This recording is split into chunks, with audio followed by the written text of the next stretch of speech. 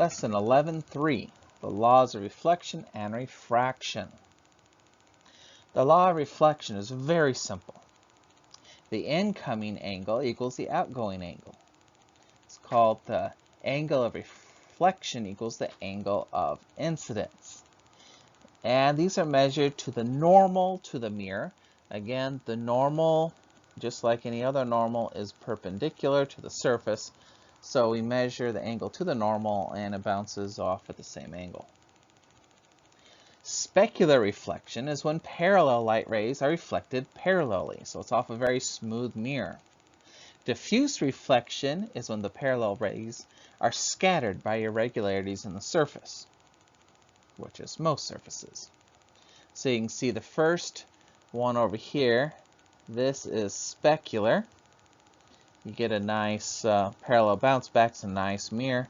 This one over here on the right is diffuse reflection. It just gets scattered. You just see that there's light there, but you don't see any sort of image. A plane mirror, plane means flat in this case. The image is upright. The image is the same size. And the image is located as far behind the mirror as you are in front of the mirror.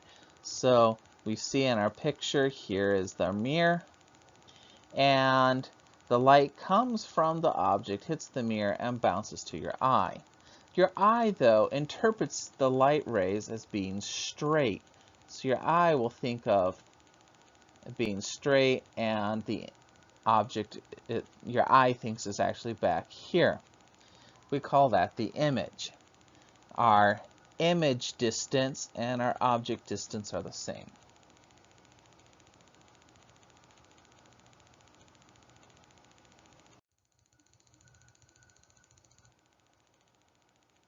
Since the light rays appear to come from behind the mirror, the image is called a virtual image. If the light rays appear to come from in front of the mirror, then it would be a real image. The light rays appear to come from a real location, it's called a real image. Real images can be projected onto a screen. Virtual images cannot.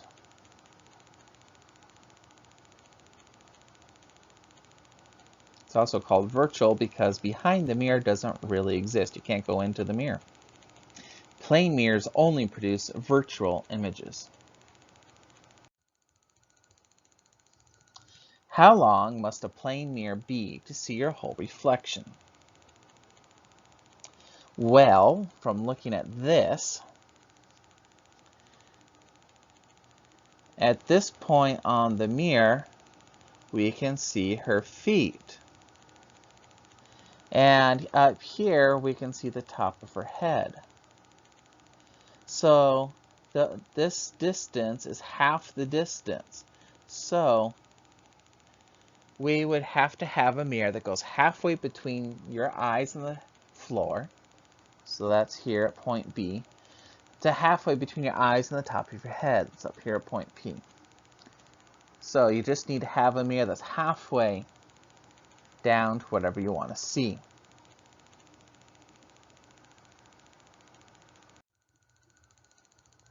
Again, the speed of a light in a vacuum is 3 times 10 to the 8. You probably should memorize that number. Light travels slower through materials due to the light hitting, being absorbed by, emitted by, and scattered by the atoms. The index of refraction is a number to indicate the relative speed of light in a material. Calculated by the index of refraction as the speed of light in a vacuum divided by the speed of light in the material. When light hits a surface of a material, part of it is reflected, and the other part goes into the material. That transmitted part is bent. We call it refracted. It's bent because, well, think of it this way. Think of driving a car, and you have 2 wheels. And here's a big puddle of mud and nastiness. But only this one wheel hits it. When that one wheel hits it, it slows down, but the other side's going just as fast. So that causes it to turn. Same idea with the light. The light will always bend towards the slower material. Snell's law gives us the exact amount of bending. Index of refraction 1 times sine of the angle 1 equals index of refraction 2 times sine of angle 2. Those angles again are measured towards the normal. And the larger the index of refraction, the more it's bent towards the normal, and thus the smaller the angle is. The faster the light goes, the further from the normal it is bent.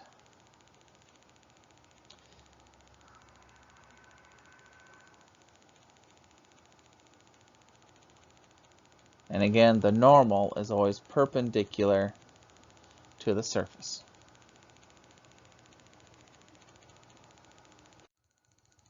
So let's say you shine a laser onto a piece of clear material. The angle of incidence is 35 degrees. You measure the angle of refraction as 26. What is the material? Well, as like you see in the picture, we're going from air into our unknown material. So that means our N1 must be for air, and N2 is what we're looking for. So if we use Snell's law, N1 is air, which is 1.00000. And that's the incidence. I guess that's the first material it's starting from, and then it goes into the other material where it's refracted. Divide by sine of 26, and you get 1.308. You have a chart in your notes, and that says it should be ice. What is the speed of light in this ice? Well, index of refraction equals our speed of light in a vacuum over the speed of light in the material. Our index of refraction we know is 1.308. Speed of light in a vacuum is 3 times 10 to the 8th. Multiply by V and divide by the 1.308. And you get 2.29 times 10 to the 8 meters per second.